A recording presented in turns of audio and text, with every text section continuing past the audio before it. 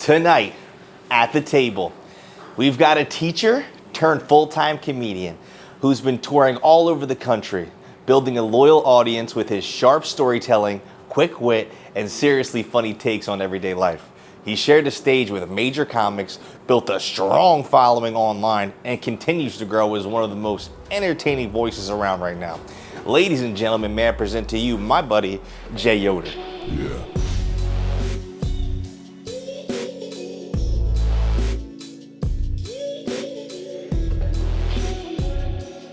Yeah. Gentlemen, Hey. this cup of tea brought to you by Chester County Eye Care. That's good. I have a good vision eyesight, of so- excellence. Let's go, dude. That's how you know. I love it. Thank you, my guy. Appreciate Yeah, it you so got much. it. Enjoy that. That's some cinnamon apple, a little bit of honey, and some lemon. Oh, you hooked him up. Yeah, that'd be. Yeah. Ooh, it smells. And we're ready to order too. You guys ready to go? What do we have? Yeah. So I'm gonna go simple. I'm just gonna do a berry parfait. I've been pigging out the last few days, so I need to just go parfait. Kaylee's hooking me up. So we convinced my buddy to get something real good here.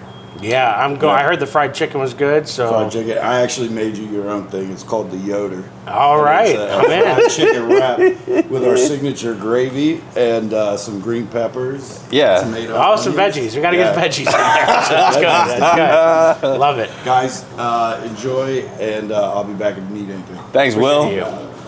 Mr. Yoder. Jay Yoder. Good. Thank you so much for having me. Thank you so much. I didn't even ask you if you were ready. We just got right to it. No, this is it. Beautiful place, man. Thank you so much. I appreciate it. Excited you made it out. So first things first, just for anybody who might not know you, tell us who you are, where you're from, how you got to where you're at right now. Yeah, so I came out of my mother back in 1983. No, Jay Yoder. I'm a comedian, originally from Scranton, Pennsylvania. It's Okay. coal mine regions, but I've been down here outside of Philadelphia for, 25 years now. Yeah. I came down for college Uh-huh. and just stayed. Got my first teaching job. I was a teacher for 21 years. Yeah. Taught Spanish and Latin. Uh-huh. And I look like this, so that's there's that. And I, had a really great career, and I thought that was gonna be my thing. And then COVID changed the game on me, and I found comedy and just found a new purpose in connecting with people through humor. And I think everybody needed to laugh a little bit more during that time. Yeah. I was grateful because there was a club that had opened right near me, and my wife and I, our last date before the shutdown was Valentine's Day at a club called Soul Joel's, and it was just this thing we always had. So when the pandemic hit, then he started doing outdoor shows and open mics, and we would go anytime we had a chance because we had small kids, but my mom lived with us, so we had somebody in our bubble. And so we'd make it a point to go down twice a week at least and watch comedy. And I looked at my wife and I was like, I think I could do that. And Really? 5 years later, now I get to tour the country, and I quit my job. And So you didn't do it before COVID? No, I started during COVID. I always loved comedy. The only thing I ever did was acting. I did acting growing up, but that was always somebody else's words. So it's like when you're doing comedy, it's like you're the singer-songwriter. I always knew I had stories. I had a crazy life. I had a lot of weird things. So I'm like, if I could kind of say the quiet stuff out loud and see if people would laugh. Yeah. Because that's my favorite thing about comedy is finding, Mike Birbiglia was a guy that I look up to. He's a big comedian. And he always says comedy is about saying the stuff you don't think you should say. Being vulnerable and all of that. And I watched one of his specials one night, and then I just said, the next night was open mic night. I said, I'm signing up tonight. I'm going to do it. And, I didn't get any laughs that first night. But I was like, nobody's going to be upset I'm up there for 4 minutes. I knew I could talk. I've been in front of students forever. Yeah. So it was just kind of really learning the ins and outs of it. And I really became a student of comedy and how to, make people laugh. There's a science to it, So I just became a student of that. And now I actually teach. I teach for 2 different comedy schools, one in New York City and then at Soul Joel's. So you're still a teacher. So I'm still a teacher. I've just repurposed it. No longer am I teaching Spanish and Latin to 7th graders. It's now cool because you get to see, it's like a lot of bucket list people because, public speaking is the number one fear for people. Yeah. And so a lot of the people that come into the comedy school at Joel's are just people that said, I want to get over this fear. I speak for my job every day. I want to be able to crack jokes. And it's cool to watch them kind of mold themselves in 6 weeks, because it's like putting them in a microwave. You know what I mean? It's like, but they really take it seriously. We've created this really cool vibe. They become this little family of like 14 people that never met before, and then they become this kind of cool little family after 6 weeks. So Is it just every 6 weeks you're so just doing pretty much this? every 2 months, yeah. So our next one already sold out. It starts mid-May, and then mid-August will be our next one. Yeah. So yeah, we pretty much try to run it 4 to 5 times a year. I am interested in that. Yeah. I can speak from experience. I agree with you. As you know, you were there. I did my first ever stand-up I got comedy to set. be there, yes.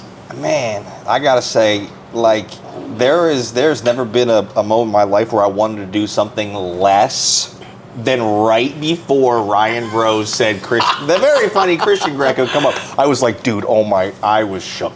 Yeah. Like, and I like the people in your school, I've given, speeches, this and that, but that is something different going up there and. What is? It's like everybody's like, oh, I'm funny at the dinner table, I'm funny with my friends. And to go up and make a room of strangers laugh on purpose 4 times a minute for 5 minutes, that's like, you're essentially saying I got to make you laugh 20 times if you do like a 5-minute set. Yeah. It's not like that sciencey. I mean, there's some people that have like longer setups, but then the payoff's worth it, So one thing I learned is there's no one way to do comedy. It's like, should you start at 38 with an open mic when you have 2 kids? No, probably not. But I did, and it worked out all right for me. So, but I know there's been a lot of buzz recently because Netflix dropped that Kevin Hart series where he did a comedy competition. And it was kind of fun to watch that because I think that reignited a lot of people and to really think about their writing. 'Cause I think a lot of people get into comedy now and they're like, oh, how can I make money off of it, or how can I do this? And it's like putting the cart before the horse kind of scenario where just work on your craft. Like I said, that for me, I put on my calendar, I did a vision board. I was like, after the first year, I wanted to host my first open mic. Just try to be okay, do something tangible, realistic. And, and then it just things snowballed. Things just, but have realistic expectations and be obsessed. I think you just got to be obsessed about it, That's one of the things I think, when you're passionate about something, nobody tells you to be obsessed. You just are, And I think for me, getting the appreciation through laughter every 15 seconds from people while also telling a heartwarming story or talking about my daughter with autism or talking about my non-traditional family upbringing. It was cool to see the feedback I got from people, not just in laughter, but when they would come after the show and say, oh, I was just like your daughter, or my kid's just like your daughter. And so you get these cool connections with people. My favorite definition of stand-up is making a room of strangers friends. Yeah, I mean, the feeling that I had afterwards, because I just said to you how terrifying it was. Before, you did great. Thank you. And it was such a fulfilling feeling. So it really is. When you get even if you don't do well, and there's a victory in having done it. Right. Even that first, I think that's what keeps you coming back. When I look at all my first sets, because I recorded everything, they were all trash, but I felt good because I knew I set a goal and I did the goal and I didn't back down. It's so easy to want to run away right before they call your name. Yeah. And at an open mic, nobody would care. They're like, oh, next on the list, there's 40 of us. Well, that's great, we're moving fast. But the first mic I ever did where I stepped out of my comfort zone, because there weren't many mics, it was the pandemic. My wife found one in Philly, and I found every reason to try to not go. I got down there, I couldn't find parking. Oh, I guess I'm going to turn around. I just drove an hour. What are you talking about? And then I'm like, I finally found parking. I get there, I can't find the guy in the list. Oh, I guess I'm not supposed to go up. And it was just everything. And then the guy eventually showed up, a guy named Mel Harris, who's amazing. And then I sign up, and he's like, it's random. You're first. Oh my goodness! But that was a blessing. You know what I mean? It was a blessing. And then I'd only been doing 4-minute sets, and he's like, oh, we do 7 to 10. I'm like, what am I going to do for the other 7? Is that the other Yoder? 7 minutes could be spent in Oh, man. Yeah. Yeah. Thanks, Look at buddy. this. We got the Yoder. I got you a little side of gravy dipping for the fries. Oh. He really looked out for you, dude. We'll put I've you never on. had a sandwich. It's chock full of good stuff. I love it. You know It what looks I mean? great. Oh, that's embarrassing. Oh, God. I thought you were like, Oh, no, I appreciate you. Classic comedy. this is great. Thank you. All right, we're Guys, gonna, and a lovely parfait. dude, it's beautiful. It's freaking So, beautiful. Boys, enjoy it. Thank Cheers. you. Oh, I Thank can try you. this. Oh, That gravy. that gravy. Yeah, dude. That's our thing. That's our signature Wow. sauce. And doing When I think sauces. of gravy, I think of like Old Country, but, Yeah. you know, or like Cracker Barrel. So I'm like, Yeah. wow, it's got a little kick to it. I always would zing. tell people, like, yeah, try our gravy. Like, I'm not really into gravy. I'm like, no, this is different. It's, you know, it almost needs a different name. Yeah. Oh my God, yeah, it's Yeah. a special sauce right Heck there. yeah. It's just a shooter. Let's do this. That's big man. That's big man moves right there. Oh man, this is. Oh yeah, Heck yeah, Wow. dude. Heck yeah. so good. Now I forget what we were talking about. That's all good. Dude, so I've been eating like crazy. I've also been eating like late at night. Oh, that's the worst. I'm guilty of that too. It's the worst. So I'll be like, yeah, I'm just gonna skip dinner or whatever. Yeah, like Well- after 6, it's like really, and that's the hardest part because I don't like to eat before I go on stage. You Yeah. know? But like even to your point, like getting up for that first time is nerve wracking, and now I'm at the point now like that show, I was like the last person to go up. It equally as nerve wracking, but only because you're like, oh wow, everybody on the show in front of me was so good. Yeah. So no, you have to earn that last spot Yeah, yeah, yeah. and be as good or better, you know.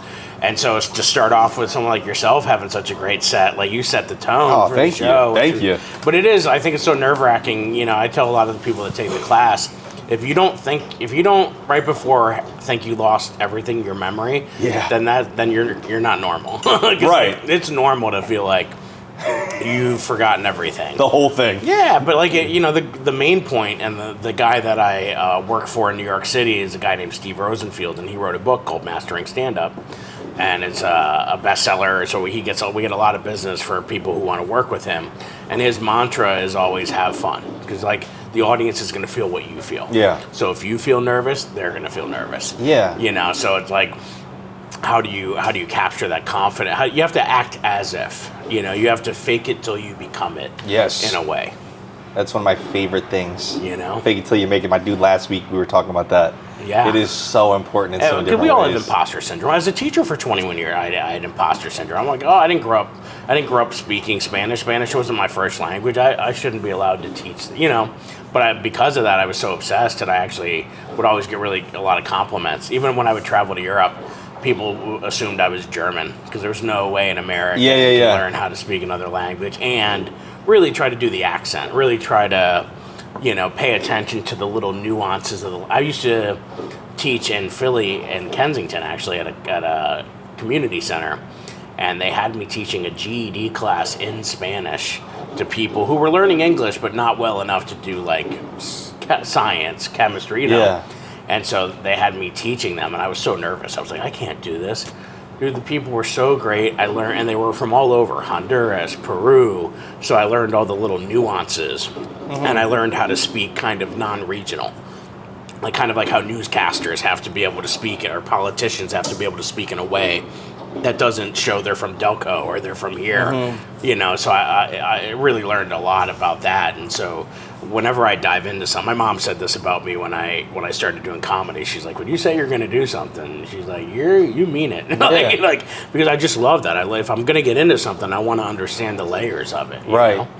So were you just always interested in teaching when you were a kid? And Yeah, I had a lot of teachers at times when I could have gone off the rails, and so I just had all these kind of like guardrail teachers that were just there at the right time, and then I wanted to pay that back, I think, and then I started it was actually in math class. I didn't think I was very good at math because I had a teacher that was really mean when I was younger, and it turns out I was okay at it. When I started going for extra help at a different school, I started noticing I was able to help some of the other kids while the teacher was helping someone else.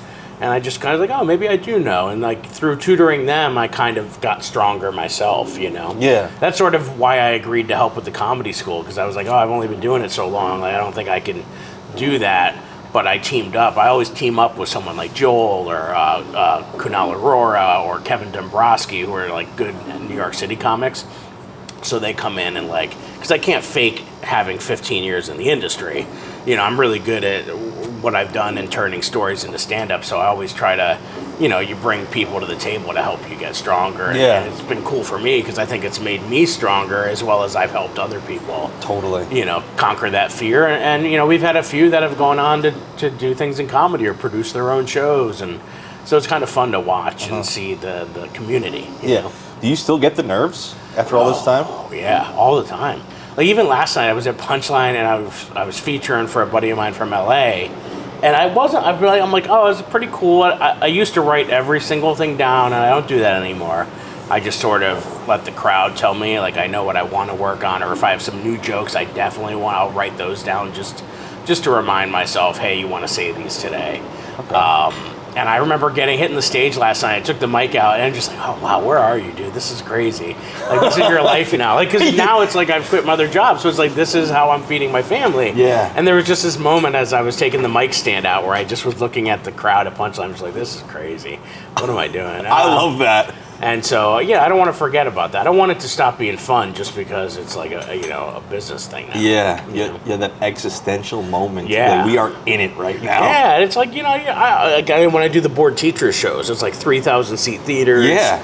So, like, when I did my first one back in 2022, and I remember FaceTiming my family, and like my 7-year-old was like, "Daddy, I'm scared for you," because I was like showing her the empty before they let the doors open. It's a 1,700 seat theater in like Rochester, New York, called the Kodak, and it was just, I'm like, wow, do I deserve this? Like, you know, I just had all these feelings, and I went out there, and it was great, and I just now I think about even when I do those shows, I just did a weekend with them.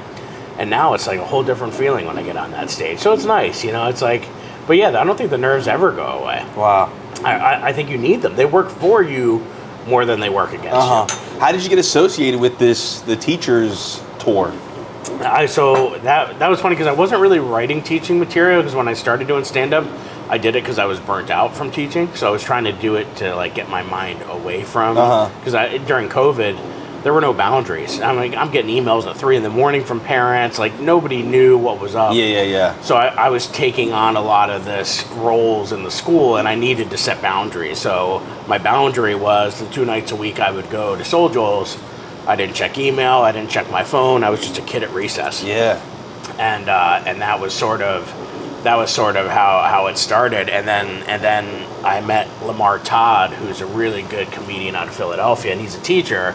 And he had we were at the same mic, and he was talking about a show he was going to do at Punchline called Teachers Be Like. And he asked me to be on it. And I was like, oh, I better write some teacher material. And I did, and I had a great one. And then the next week, Punchline was advertising another show. And I hit them up. I'm like, oh, can I be on this show too? And they're like, oh, we don't book that.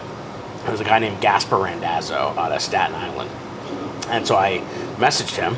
Said, hey, I just did a teacher show there, would love to be there.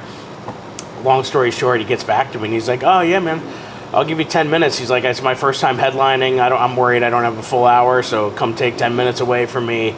Well, the guy who featured for him was a guy named Tell Williams, who actually I think is from Westchester here. And he's a big social media guy, 5 million followers, all that. He was on the tour. I had a really good set, and he put me in touch with the board teachers guy. And then they actually were going to audition me, and they were going to fly me down to North Carolina to do like a guest spot. And then the show got canceled for some reason, and then they just put me on the tour, and then they just started giving me dates. And I was super grateful. And so it was just one of these things that I was like, you couldn't have planned it. You know, there wasn't like, and people ask me all the time, can you get me on this tour? And I'm like, I don't even know how I got on this tour. You know what I mean? And there's only 4 spots per show. Right. So like it's like hard. It's like, I'm like, you know, here's the email, send them some tape, whatever. If you get a chance, great. You know, but I don't have any pull. You know? I don't even know how I got here. I want more dates for me. You know what I mean? Like, so, but yeah, no, it was such a great opportunity because it was I didn't realize how big of a machine it was. You know, it's like they're doing these theaters, they're doing, you know, hundreds of shows a year. They're doing 4 shows a week minimum. And now they're doing, like, we're going to Southeast Asia. They did New Zealand and Australia, the UK, Canada. Yeah, it's crazy. Wow. Yeah, I was going to ask, where's like the coolest place you've been with these guys? Well, for me, it was this past weekend because I'd never been to Minnesota or Wisconsin. So I got to go to Duluth, Minnesota, and So I just had a lot of fun in the Midwest. That I just had Tulsa, Oklahoma, a place I'd never been. September, I'm doing a stretch in Texas. Nice. So we start in Austin and then Abilene, Beaumont, Corpus Christi. I've never been to Texas aside from like in the airport. Yeah. So I'm excited to go to Texas. Yeah, what a cool opportunity. You get to go to these places and like see all these new places while you're... And then you get to go make a bunch of teachers laugh at night. And they're super gracious. And then you do like these little meet and greets where they come up and take photos with us after. And, you know, I get to hear where they're from and talk to them a little bit. And, you know, and then I, from there, I do a lot of speaking at the schools now. So some of them will invite me to their school. And I'll do a PD session. I'll like, you know, teach them how to do comedy to use it in the classroom. Wait, what's PD? PD, professional development. It's very, very teacher lingo-y there. Yeah, so when you used to not go to school, but your teachers had to go to school. Yeah. Like that. So they have meetings all day. So they'll make me as part of the meeting. Oh, really? Yeah. So I have like, I'm doing one in June coming up for a school district where I'm teaching the teachers how to write jokes and be funny and you know, how they can incorporate it into their classroom. Yeah. So it's truly a marriage of comedy and life. Oh, it's like, it was right there. Yeah. All the skills are transferable. All of that. So you stopped full-time teaching, but you're still in the world. Yeah. Exactly. Yeah, now you're teaching comedians and you're actually still involved with the... I wanted to keep it because I'd been doing it 21 years. There's a pension, you know, all that. But I asked for 6 days off because of some of the gigs I had. And I said, don't pay me. Don't pay me. Just let me go do this so I can kind of navigate both worlds. I mean, it's pretty hard to find a Latin teacher, you know, so I thought I had some leverage. Yeah. They're like, no, we're good. Like, we're not going to give you the days off. So I was like, I'm going to spend half my life there. So I was thrown off by it, but I was kind of like, after COVID, I just had this switch flip where I'm like, dude, I gave them everything during COVID and I didn't get a dime extra. Like, there's no overtime for teachers. You don't get paid extra for all that extra work I did. And I'm just like, you're going to keep giving these people more work, and then when you ask for something, they're going to be like, no, we can't help you. I'm like, that's when I realized, this isn't the family you think you're in. This is a corporation. This is a business. You need to protect yourself. Yeah, which is a shame because... It's just weird. It's so counterproductive to how education was for me and the teachers I met along the way. So I'm like, all right, well, let me just disassociate from that, and I'll just I'll go and make sure the teachers that are still there want to stay there. Yeah. You know? Like, hey, I left, but I hope you don't. And here's what I can tell you, how you can take care of yourself, how you can protect yourself, you know? Yeah, I had some really impactful teachers because I was like Were you a trouble kid? I was such an idiot. I was such an idiot in school. I gotta dive into this. Yeah. Let me know what you think. I barely passed high school. I was in tutoring all the time. Math, you know, was not my friend. I took one... So good. Oh, yeah? It's so good. We'll hook you up, dude. Good. Yeah. I took one math class in college. I got a C, and you would have thought I got an A+. I was so fired up. C's and D's equal degrees, That's baby. what I'm saying. Like, I got through it. I survived. Yeah. I mean, I went to 3 schools my junior year because I went to a Catholic school that was about to shut down. The public school was horrendous. And then I ended up getting a scholarship to a prep school. So by October, I had been in 3 schools my junior year. That's extremely relatable to me. Yeah. And it was just so hard. And I was so lost because I knew I didn't want to stay stuck in that town I had been in. I knew that I wanted more out of this.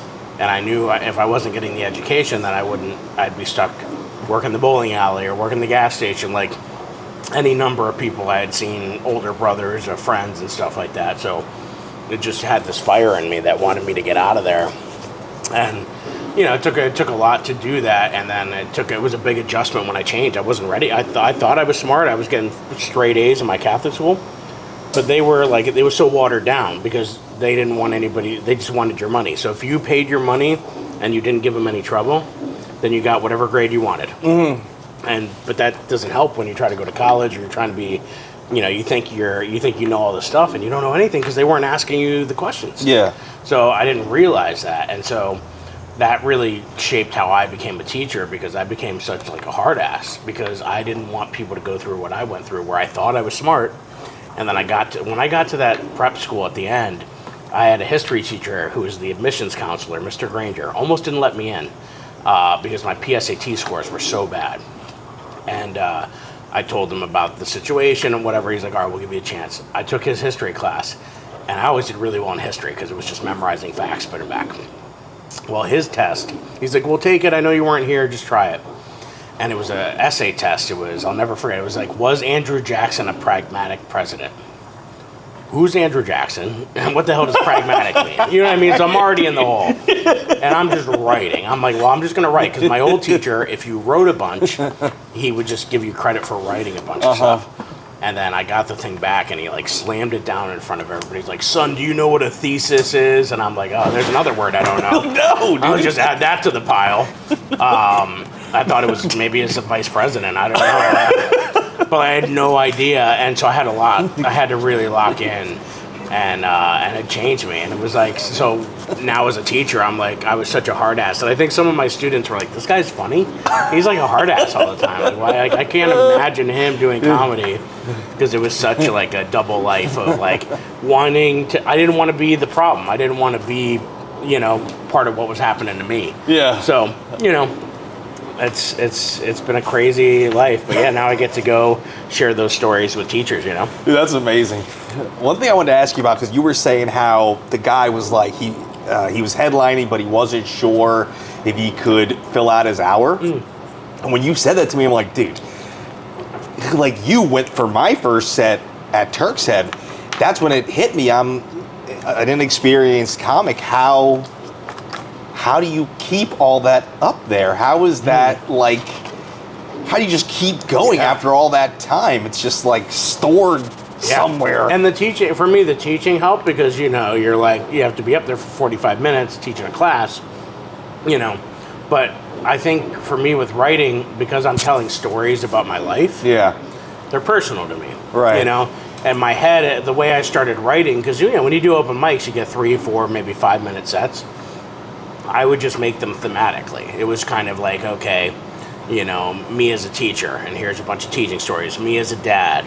Me as a dad of a kid with autism. Me growing up with a non-traditional family in Scranton, Pennsylvania. And so from there, I would just build out these sets. And now my brain sees it like a little menu. Okay. And like it's like Lego pieces. And you're like, oh, this Lego piece can fit over here, and this Lego piece can fit over here. So after a while, you just accumulate a bunch of Lego pieces like in a big bin, and that's your brain, and you're just like, oh, I think I could fit this one into here. And I heard a podcast with a guy named Tony Woods, who was one of Dave Chappelle's like mentors, and he said that he lets the audience tell him what jokes to tell. And so you have to get to a level with that. At first, you write your whole set out. I was just writing the whole thing out word for word and memorizing it.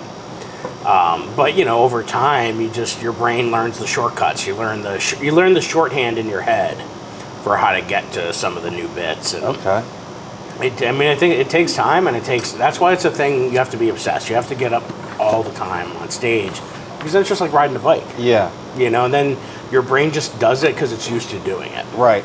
Is this what you were talking about earlier when you were saying the science of comedy? Yeah, for sure. And even not even that, but like even just how to get a laugh. A laugh is a shattered expectation. Like I think you're taking me down this path. Like I think I know where the story's going, but then you trapdoor me, and like I don't see, and that's where laughter is because I'm surprised because I didn't expect you to say that. Yeah. So that's like some of the science behind it that I had to learn was, well, if you tell a story and it's just a story and everybody's amused and smiling, well, cool story, but that's not comedy because you can't necessarily take your story as it happened and tell it because a lot of times jokes don't have a beginning, middle, and end. They have a setup and a punchline. So it's like a different vibe than, when you're trying to tell a joke. If you want people to laugh, you got to shock them. You got to surprise them. It doesn't mean you have to yell vulgarities or you don't have to go Kill Tony style. You can do that within the realm of just unexpected answers to stuff, or there's this rule of threes in comedy where kind of like, the first time you say something, you set the pattern and, people don't quite know where you're going. The second time you say something in a list, they're like, oh, I see a pattern. And then the third time you should misdirect them. That's why it's like a priest, a rabbi, and a blonde walk into a bar. You're like, oh, priest, rabbi, okay, now my brain's like clergy, but then you throw like a blonde as the third one, and then now you're like, wait, what's going on? Like, so trying to create shock and surprise. Yeah. You know, with those kind of things. So when people list stuff in their sets, a real easy trick in the beginning is to kind of have the third thing in a list not be expected. You know, have that be out of left field. So people think they know where you're going, and then you trick them. Right. Because that's what comedy is. So it's like trying to learn how to insert that. Or how to be specific about stuff. Like when you're saying, oh, I was sitting down with my friends having a soda, you know, like don't say soda, say like Mr. Pibb or something. You know what I mean? Like sometimes there's the specificity of things can be funny, you know, being specific about something or acting out a scene. Don't tell me, show me. Right. Don't tell me what your mom, show me what your mom told me. Pretend to be her. So there's all these like techniques that comics use. You know, and there's so many different styles. I mean, Anthony Jeselnik's one of my favorites. He's nowhere near my persona because you know who Anthony Jeselnik is. So he's very dry and he's very dark. And he'll start a joke out and you'll have no idea. And he like slow plays. He's like, you know, when I was growing up, one of my favorite ones, he's like, we used to, you know, they used to tell us that if you masturbated too much, you would go blind. We had a janitor who was blind, and they used to tell these old wives' tales, and I'm like, I think that's what and then he'd be like, and that's what they told us just to explain why he was always masturbating. So I was like, you didn't expect, like, there's just the twist of that. That's so funny. And he'll take a longer time to get you there, but it's such a good misdirect. Yeah. It's such a good shattering of expectations, and it's like usually a taboo topic that makes people tense up, but a lot of new comics have a hard time. They can build tension. They can make you feel awkward. But can they break the tension? Yeah. And that's sometimes where people go wrong. If you've ever gone to an open mic, you've seen a lot of comics build tension, say power words and say trigger words, but then there's no payoff. You know, so it's like, sometimes people just say stuff for shock value. Right. I really haven't ever been to an open mic. I've been to several shows, but I've never been to... Oh, yeah, then you would not... Oh, you got to do yourself a favor. Go to an open mic. My wife used to like to go because my wife's a learning support teacher, and her and her friends would come to like diagnose the comics, and they'd be like, "Oh, what do you think he had when he was in high school?" You know, like that kind of thing. So I was like, she had a different angle on it. She's like, "Oh, he's just like the kid I have in fifth period. This is what he's gonna look like when he's 27." You know? No. But it, you know, it's like, hey, I mean. The thing I love about it is that we're a bunch of misfit toys. Yeah. All of us. We're all broken in some way, and it's just this camaraderie among the comics, you know. And I like people with different styles, like baseball. You know, you have a bunch of people that swing differently, but we all get the ball. We all get the bat to the ball. Right. So it's like I compare it a lot to baseball. 'Cause I think there's a lot of comparisons. You know. Where are you off to next on tour, or where are you going next? So now I've had this whole cheer dad thing take off online. Okay. Where my daughter does cheerleading, and she started to go to like competitions. Now she does special needs cheerleading, so it's like people of all different kinds of disabilities and whatever, and she has autism. So like, for the most part, hers are more behavioral or like her language, but she's really good with like dancing and pattern recognition. So it was like a really cool activity that we could found. And so I started making videos when I couldn't be with her at the competition because they were warming up or whatever. And they took off online. People just really started resonating with them. And I built up this following of like cheer dads and moms and coaches. So now I'm starting a tour to go to wherever cities there are in the summer. So I'm going to be out in Chicago at Zany's July 8th. I'm going to be at Uncle Vinny's in Point Pleasant, New Jersey, August 2nd. I just booked that this afternoon. Congratulations. So, you know, looking down to Tampa for the beginning of July. So I'm trying to get out to the West Coast because I asked them online, where do you want to go? And they're all engaging. They're like engaging. They love the content. I'm just so honored. And they're so nice in the comments. And it's like this community I didn't know I was I was just getting into this. And they like welcomed me. And so now I'm going to try to do a little tour this summer where I go around and I'm cheer dad. That's awesome. Yeah. So you got this way about you where you're just like making the most of these situations that you're in. Yeah, just trying to play the hand I'm dealt, you know? That's awesome, man. Really cool. Like, and now I got a sandwich named after me. Where's the ceiling on this? You know what I mean? Like, Life is full of possibilities. I I wanted to try a joke for you, Please. if I could. So a juice box, and a juice box walk into a bar. Anyway, I brought a box. A juice box, a juice box, and a juice box. Can I do my job? Absolutely. Okay, You're getting a raise after that. Now make the third juice box something else. A juice box, and a Capri Sun. And a Capri Sun. Oh, wow. Yeah. Now listen, if I black wanted to sheep. learn how to do better at comedy, where would I go? The best You thing, said to teach, the best thing is to just get up and let the audience tell you if it's funny or not. You know, I mean, just let it rip, get up there, have fun. That's the best thing. You know, for certain people that want to do stuff, yeah, there's plenty of all the clubs do a comedy class. Yeah. And they have amazing instructors. Like, I work with a lot of them because, we all talk. Like, Chip Chantry is an amazing comedian out of Philly who was on Tires, and he does the Helium one, and Joey Callahan used to do the Punchline one. Chris Kosha is another guy that does a DC Improv one. So, every comedy club has a school, so, it's... Well, since I named a sandwich after you, can I get into that sold out one? Oh, yeah. There's always an angle here. Hey, you got to work it. You got to work it. You got to hustle. Yeah, you can't blame a man for shooting a shot, you know? True.